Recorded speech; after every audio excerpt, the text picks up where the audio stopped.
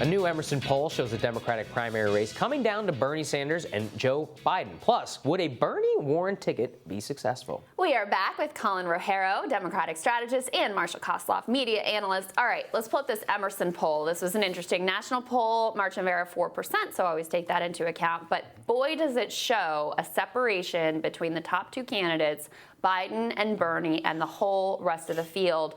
In particular, Elizabeth Warren dropped, I think, 8 points in this poll month over month. So, Marshall, this thing really seems to be shaking out. Personally, I welcome it because I think the ideological battle between Biden and Sanders is exactly the debate the Democratic Party needs to have right now. Yeah, and I think what we have happening here is that Warren and Bernie were in a fight. There was sort of like a civil war, like a Cold War between the two of them, and it's becoming clear right now that the left has decided that they would trust Bernie Sanders with the mantle against Joe Biden. Joe Biden's had these. Well, she made that decision easy for him. Yeah, and he's had these consistent numbers. Like the people who are in his camp, centrist, sort of like traditional Democrats, they've been with him. And so to that exact point, Marshall, 57% of Biden voters definitely will vote for Biden. I think the Bernie number is 71%, Colin. Everybody else, this is the devastating number. 29% of Pete Buttigieg and 28% of Elizabeth Warren voters indicated they plan to stick with their candidate. They have no sticky support, so to speak of, and it's so vulnerable to media changes, debates. So it really does show you the debates probably don't matter that much for Joe Biden and for Bernie, but for the other candidates on the stage, you're scrapping for those 70% voters who are with you, but not really with you. Absolutely. You know, and the threshold being 15% in the caucuses in Iowa, I think it's all on Elizabeth Warren. Who is she going to be able to pick up as the number two, and who won't she be? Look, Joe's support and Bernie's support has been strong the entire time, and we're now seeing what we talked about, a lot of everybody else has fallen away, and we're seeing that ideological battle. Yeah. I also want to note, Andrew Yang jumped up a few points in this poll, 6%. So, as other candidates have fallen off, he's continued to hang in there. He's continued in some polls to show some strength and some movement. Again, running on the merits of an idea that is not particularly well known. It's frankly, when it's polled, not particularly well liked, but at least he's articulating something that people can grab onto. Yeah. Something different, right? Yeah. Not just sort of another. What's great about him is as much as he has an interesting biography, he's not really running on a biography. He's running on an idea. And there are so many people like Governor Steve Bullock, or even people from the Midwest who had this whole whoa, I'm the Midwestern person, and Trump people live in the Midwest. Yeah, it's not actually substantive. It's all narrative based. Yeah. I mean, we should also talk about this. As the race narrows, Biden and Sanders. I saw an interesting point, Colin. They were floating the idea of a Sanders-Warren ticket. Ro Khanna is the one who's a national co-chair for Bernie Sanders' campaign, so not an unintentional public comment there. These things have to get vetted before they're said out loud. Is that a good idea? I don't think so. I agree with you. I don't think so. I think there has to be some balance in the ticket going forward in order for them to beat Trump. Because there's a lot of people on the bubble who are going to say that's a little bit too far of a jump for me. Whether or not, they agree with a lot of the policies, they're going to be a little bit afraid of it. It's maybe too big a structural change at one point in time for middle-of-the-road voters to really hold on. See, I take the opposite view. I don't think it's too big of a structural change. I think it's too little of a structural change. I mean, Warren has been shown to be, she's an inside the apparatus kind of a player. I don't know that their ideologies ultimately do fit that well together. And at the same time, I mean, she doesn't bring a lot electorally, being from Massachusetts. Her performance in Massachusetts is actually fairly weak, given how blue that state is. So I just don't honestly know what that gets you to add her to the ticket. I mean, I sort of have a counterintuitive take here. I think that ticket wouldn't work. Yeah. I think that ticket would probably lose, but I think that ticket would solidify the future of the Democratic Party.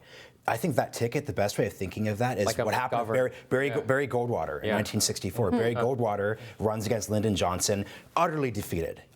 America rejects his sort of like libertarian conservatism. Yeah. But guess what? In 1980, Ronald Reagan runs on that same platform just early. So I think that, like Elizabeth Warren, Bernie Sanders, that's not a great ticket, but I think for the future, for the 2020s, for the 2030s, that would really presage something. See, that's interesting. That's just a statement. But if he actually wants to win, I don't think it would work. Yeah. And the reason why is, look, with a VP, your job is to A, do no harm, and B, maybe bring in some new votes. The data is actually very mixed on whether some of these people bring in new votes or not. But from that perspective, Warren, I mean, throughout this entire campaign, within the battles of the left, so much of the left has been a rejection of Warren, of technocrats, of making compromises. And after this, after this primary, even though there was this kind of Cold War between them, it wouldn't make much sense to go with somebody like her. I mean, for a Sanders political revolution type candidate, I think you have to pick somebody who is so ideologically in the camp with you and might bring in new voters. I just don't know who that person is. I mean, Stacey Abrams always gets floated, but I think it's also a narrative. Look, I think you've got to have someone. What does Bernie Sanders say he wants to be as president? He wants to be organizer in chief. Who's going to be able, so it's not even about where they fit on the ideological spectrum. You have got to have someone who buys into your theory of change and is going to be helping you in that role as organizer in chief. And Elizabeth Warren is the exact opposite of what you would want for that. She's not the person who's going to be out there on the picket lines, who's going to be out there rallying people, at Joe Manchin's doorstep, et cetera. That is not who she is. So I think you need someone who buys into that grassroots revolution movement vision that Bernie Sanders has. What's ironic here is that it seems like Bernie needs to find his version of Joe Biden. Because look at 2008, right? Joe Biden, he was an opponent of Obama's in the primary, but when he became the VP, he fell in line. He supported the administration. He really was like that supportive of the vice president. And he gave that like institutional heft that made the rest. With the Senate, that was a very in the box. I mean, ultimately they were essentially aligned on their neoliberal policies. I mean, they did have a fundamental shared view of how they wanted this thing to be. So I don't mean like the it's not about, for me, it's not about the policy. It's about the fact that he was able to find if you were thinking of Bernie's organizer in chief, who's that person who is vice president could supplement them and like sort of work on that weakness. So when you're organizer in chief, you're not going to be working on executive orders. You're not going to be stage managing congressional nominations. So it's sort of thinking of who's a person who could play that supporting role the same way Joe Biden played for President Obama, regardless of whether he's a liberal. I can't think of anybody. I really don't know. It's tough. This has been a conversation, I think, in the Democratic Party. Just VP candidates across the board. Who is it going to be? Who would fit and who would add to whoever the eventual nominee is? There's not a lot of good answers. The narrative of Stacey Abrams continues. I think Andrew Gillum is another narrative that people talk about. The problem is both of these people lost. Yeah, they lost, right? I mean, that's a little bit challenging, and I think there's also a question of credibility, right? People have to look and say, hey, can this person run the country?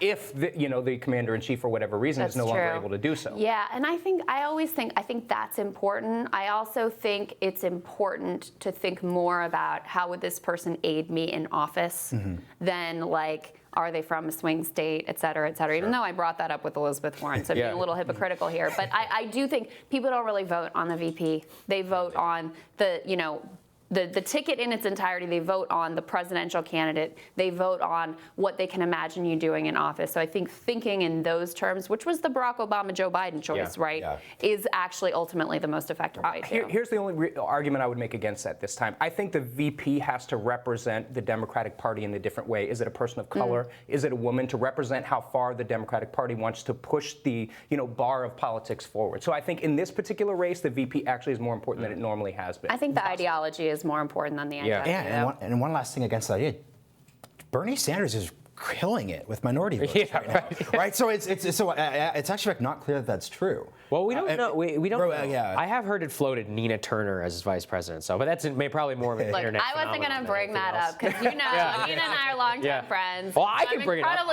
I can see on my Twitter mentions. Everyone's like, Nina for VP. So maybe that's what the people want. She is, listen, again, biased, but she is an incredibly charismatic political performer and very effective surrogate for him. All right. Thanks, guys. Thank you. Tomorrow on Rising, it's our lead up to the 6th Democratic debate. Hill TV's Jamal Simmons is going to be on the ground and going to tell us the latest from LA. We're also going to get Team Rising's predictions for the big night.